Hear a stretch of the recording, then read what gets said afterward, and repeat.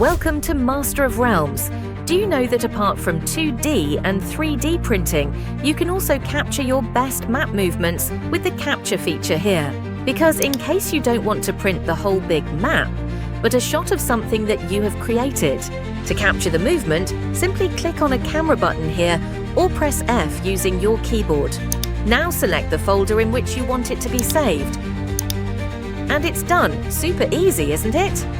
You can also screen record your best part of map by pressing R key. Just after pressing R, it will ask you to select the folder in which you want to save it.